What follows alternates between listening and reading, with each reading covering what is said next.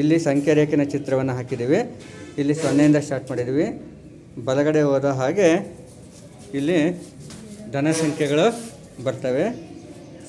ಬಲಗಡೆ ಹೋದ ಹಾಗೆ ಧನ ಸಂಖ್ಯೆಗಳು ಬರ್ತವೆ.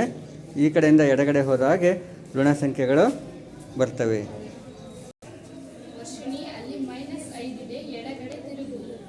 -5 5 ಸರಿ ಮುಂದೆ ಬರಬೇಕು. -1 -1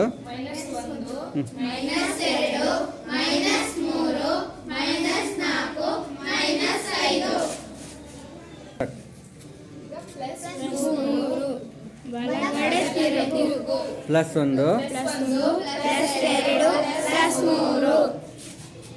ಈಗ ಉತ್ತರ ಎಷ್ಟು ಬಂದಿದೆ ಅಲ್ಲಿ? -2. ಓಕೆ, ನೋಡಿ ಈ ಥರ ಬಂದಿದೆ ಲೆಕ್ಕ.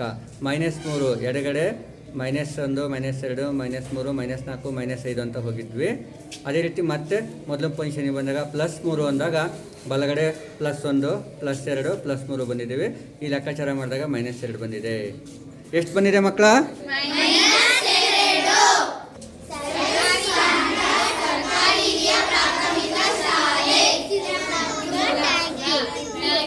Thank you.